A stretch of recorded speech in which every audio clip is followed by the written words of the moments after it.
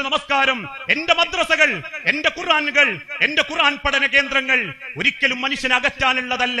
അവിടെ പഠിപ്പിക്കുന്നത് തീവ്രവാദമല്ല, അവിടെ പഠിപ്പിക്കുന്നത് വർഗീയതയല്ല.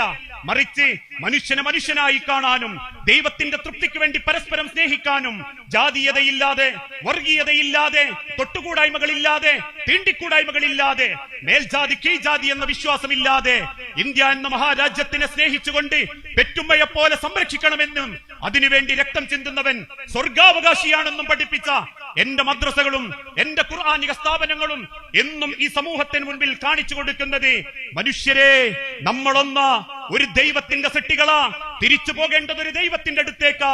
ഞങ്ങൾ വിളിക്കുന്ന അള്ളാഹുവും നിങ്ങൾ വിളിക്കുന്ന ഈശ്വരനും ക്രിസ്ത്യാനി വിളിക്കുന്ന കർത്താവും ഒരേ ഒരു ഈശ്വരനാണെങ്കിൽ ആ ഈശ്വരൻ ആഗ്രഹിക്കുന്നത്, ആ ഈശ്വരൻ തൃപ്തിപ്പെടുന്നത് പരസ്പര സ്നേഹത്തിന്റെയും ഈശ്വരനെ മാത്രം ആരാധിക്കുന്നതിന്റെയും തൃപ്തിയാ.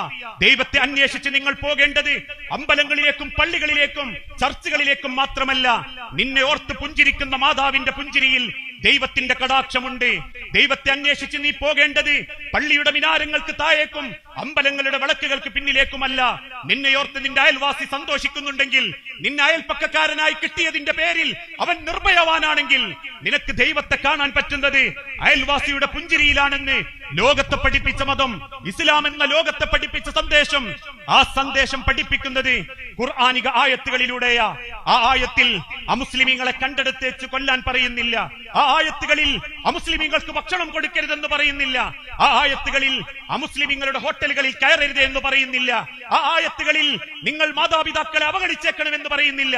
മറിച്ച് മനുഷ്യരെ എന്ന് വിളിച്ചുകൊണ്ട് റബ്ബ് സംസാരിക്കുന്നത് മനുഷ്യന് വേണ്ടിയാ, മനുഷ്യത്വത്തിന് വേണ്ടിയാ, സ്നേഹത്തിന് വേണ്ടിയാ.